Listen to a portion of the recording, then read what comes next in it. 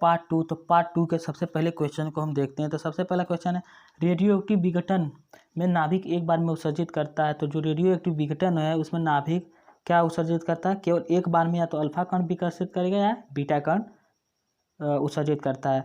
Next question की ओर चलते हैं। नेक्स्ट क्वेश्चन क्या है, किसी परमाणु में बीटा कण के उत्सर्जन का तात्पर्य, कोई परमाणु उसमें से बीटा कण उत्सर्जित हो रहा है तो उसके कहने का तात्पर्य ये होता है कि नाभिक के प्रोटॉन और न्यूट्रॉन, प्रोटॉन का न्यूट्रॉन तथा इलेक्ट्रॉन में बदलना। जो नाभिक होता है उस नाभिक में प्रोटॉन जो होते हैं वो का न्यूट्रॉन या इलेक्ट्रॉन के रूप में बदल जाते हैं। तो इसका उत्तर होगा डी। नेक्स्ट क्वेश्चन की ओर चलते हैं। नेक्स्ट क्वेश्चन क्या कहता है, निम्नलिखित में से बीटा कण है। तो निम्नलिखित में से जो नेक्स्ट क्वेश्चन जो है, निम्नलिखित में से बीटा कण है। तो बीटा कण क्या होता है, एक इलेक्ट्रॉन के बराबर होता है। तो क्या है, बी। इसका उत्तर क्या होगा, बी। नेक्स्ट क्वेश्चन क्या है, 88 रेडियम 226 से एक अल्फा कण उत्सर्जित होने पर नया परमाणु किस समूह में उपस्थित होगा। तो अल्फा कण उत्सर्जित होने का मतलब कि दो परमाणु क्रमांक में 2 की कमी और परमाणु भार में 4 की कमी। तो इसका उत्तर होगा ए। इसका उत्तर ए होगा। आवर्त सारणी में देख सकते हो दोस्तों। नेक्स्ट क्वेश्चन क्या है, 90 थ्योरम 234 से बीटा कण उत्सर्जित होने पर प्राप्त पदार्थ होगा। तो प्राप्त पदार्थ क्या होगा, बी। इसका उत्तर होगा बी, 9A थ्योरम 234 होगा। नेक्स्ट क्वेश्चन क्या है, 92 यूरेनियम 238 से एक अल्फा कण का उत्सर्जन होने पर नए तत्वों का परमाणु क्रमांक और परमाणु भार क्रमशः होंगे। दोस्तों हम बता दें कि जब अल्फा कण उत्सर्जित होता है तो परमाणु क्रमांक में कमी क्या होती है, 2 की कमी होती है, परमाणु भार में 4 की कमी होती है। तो इसका उत्तर हो जाएगा 2 कम कर देंगे तो 90 और 4 कम कर तो 234। इसका उत्तर होगा ए। इसका उत्तर होगा ए। नेक्स्ट क्वेश्चन को देखते हैं। नेक्स्ट क्वेश्चन क्या है, गामा विकिरण की चाल का प्रकाश की चाल से तुलना के संबंध में कौन सा सही विकल्प है। तो दोस्तों इसका उत्तर बी है। हम बता दें कि जो प्रकाश की चाल होती है वो गामा विकिरण के चाल के बराबर होती है। अर्थात जो प्रकाश की किरण हमारे पास आती है उसमें गामा भी किरण होती है जो विद्युत चुंबकीय रूप में आती है। तो दोस्तों इसका उत्तर क्या होगा, बी। नेक्स्ट क्वेश्चन क्या है, नेक्स्ट क्वेश्चन है, गामा किरणों की भेदन क्षमता होती है। तो दोस्तों जो गामा किरण होती है रेडियोएक्टिव पदार्थ में, तो वह अल्फा और बीटा दोनों प्रकार की किरणों से उनकी भेदन क्षमता अधिक होती है, उसकी भेदन क्षमता अधिक होती है। ये 25 सेमी तक मोटे परत की चादर को, धातु के मोटे परत की चादर को भी छेद सकती है, इसलिए गामा किरण। दोस्तों नेक्स्ट क्वेश्चन क्या होगा, तीन अर्धायु काल के पश्चात किसी रेडियोएक्टिव तत्व की प्रारंभिक मात्रा का कितना प्रतिशत अंश शेष रह जाएगा। मान लो कोई रेडियो एक्टिव पदार्थ है, उसको 3 अर्धायु काल, जो 3 अर्धायु काल के बाद उसकी मात्रा कितनी हो जाएगी, तो 12। इसका उत्तर होगा सी। इसका उत्तर सी होगा, 12.5% मात्रा शेष रह जाएगी। जो उस मात्रा का बस 12 शेष, 100% में बस इतना ही शेष रह जाएगा। दोस्तों सोचो रेडियोएक्टिव कितने उत्सर्जित होते हैं, अल्फा किरण और या बीटा किरण। दोस्तों नेक्स्ट क्वेश्चन की ओर चलते हैं। नेक्स्ट क्वेश्चन क्या है, विल्सन अभ्रक में कौन सा कोई चिन्ह नहीं छोड़ता। विल्सन अभ्रक में कौन सा जो है प्रोटॉन या इलेक्ट्रॉन या अल्फा कण है जो कोई चिन्ह नहीं छोड़ता। तो इसका उत्तर होगा डी, न्यूट्रॉन जो है उसमें कोई चिन्ह नहीं छोड़ता विल्सन अभ्रक में। नेक्स्ट क्वेश्चन क्या है, नाभिकीय रिएक्टरों में नियंत्रक छड़, जो नाभिकीय रिएक्टर होते हैं उसमें नियंत्रक छड़ें किस प्रकार प्रयोग में लाई जाती है। तो जब नाभिकीय रिएक्टर में नियंत्रक छड़ें क्या करती है, अभिक्रिया की गति को कम करने के लिए लाते हैं। बताए थे कि अभिक्रिया की गति को कम कर देते हैं, न्यूट्रॉन की को अवशोषित कर देती हैं। इसका उत्तर होगा बी। इसका उत्तर होगा बी। नेक्स्ट क्वेश्चन की ओर चलते हैं। नेक्स्ट क्वेश्चन क्या है, एक तत्व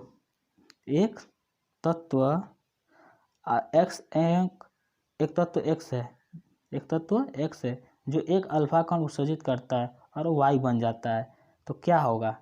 तो दोस्तों उन तत्व को क्या कहा जाएगा, एक एक्स तत्व है जो अल्फा कण को उत्सर्जित करने के बाद वाई तत्व बन जाता है, तो वो दोनों तत्व क्या कहलाएंगे, एक्स और वाई तत्व क्या कहलाएंगे, न्यूक्लियाइड कहलाएंगे। क्या, न्यूक्लियाइड कहलाएंगे। नेक्स्ट क्वेश्चन क्या है, परमाणु बम निम्न में से किस सिद्धांत पर आधारित है।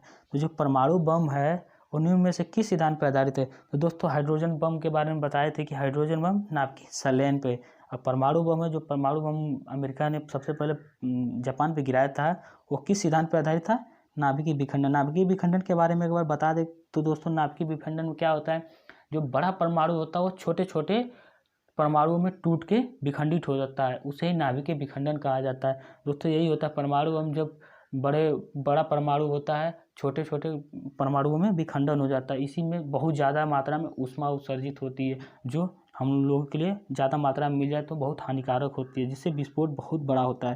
नेक्स्ट क्वेश्चन देख लेते हैं। नेक्स्ट क्वेश्चन क्या है, नाभिकीय विखंडन अभिक्रिया में एक तत्व का नाभिक क्या होता है। नाभिकीय विखंडन अभिक्रिया में एक तत्व का नाभिक कुछ प्रारंभिक नाभिक का कण खोता है, दूसरे नाभिक से कुछ प्रारंभिक नाभिक कण लेता है, बहुत छोटे छोटे नाभिकों में टूट जाता है, कुछ प्रारंभिक नाभिक कण को खोकर दो या छूट जाता है। तो दोस्तों इसको हम बताए थे कि नाभिकीय विखंडन में क्या होता है, बहुत छोटे छोटे नाभिकों में टूट जाता है, बड़ा परमाणु रहता है, छोटे छोटे नाभिकों में टूट के अलग अलग विखंडित हो जाता है, इसे ही नाभिकीय विखंडन। इसका उत्तर होगा सी। नेक्स्ट क्वेश्चन क्या है, सूर्य अपनी विकिरण ऊर्जा प्राप्त करता है। जो सूर्य है अपनी विकिरण ऊर्जा, सूर्य के बारे में बताएं, वो विकिरण ऊर्जा किससे प्राप्त करता है, संलयन प्रक्रम से। क्या, संलयन प्रक्रम में हम बताएं कि जो हाइड्रोजन, जो अंतरिक्ष में या विश्व में या ब्रह्मांड में हाइड्रोजन गैस होती है, जो हाइड्रोजन गैस होती है, तो हाइड्रोजन H1 और हाइड्रोजन H1 मिल के क्या बनाती है, हीलियम बनाती है दोस्तों। तो यही हीलियम क्या होता है, प्रकाश के रूप में हमारे यहाँ चमक के आता है, तो उसी को नाभिकीय संलयन में मिलकर बनता है। तो इसका उत्तर क्या होगा, डी, नाभिकीय संलयन।